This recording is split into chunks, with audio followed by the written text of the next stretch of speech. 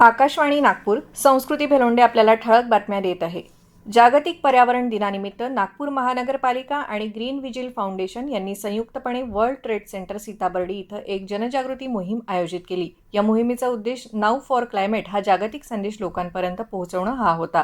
तर जागतिक पर्यावरण दिनाचं औचित्य साधत दक्षिण पूर्व मध्य रेल्वे नागपूर विभागानं मोतीबाग रेल्वे इन्स्टिट्यूटमध्ये एक पेड मा के नाम या मोहिमेअंतर्गत आज वृक्षारोपण केलं.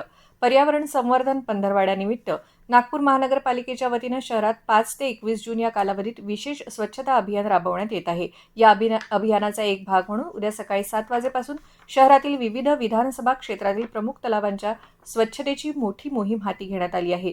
जलस्रोतांचं संवर्धन करणे आणि तलावांचा परिसर स्वच्छ आणि सुंदर बनवणं हा या मोहिमेचा मुख्य उद्देश आहे.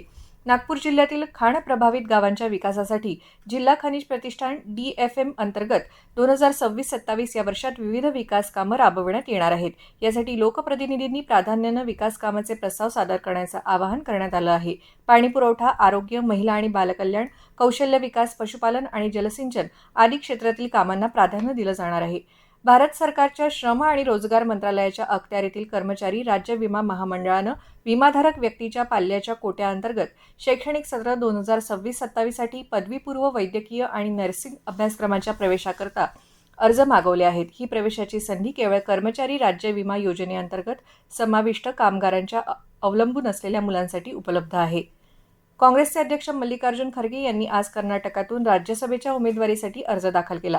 बंगळुरू इथे विधानसभा सचिव MK विशालाक्षी यांच्याकडे त्यांनी आपला उमेदवारी अर्ज सादर केला. यावेळी काँग्रेस नेते राहुल गांधी, मुख्यमंत्री DK शिवकुमार, माजी मुख्यमंत्री सिद्धरामय्या उपस्थित होते. खरगे हे राज्यसभेतले विरोधी पक्षनेते असून येत्या 25 तारखेला त्यांचा कार्यकाळ संपत आहे.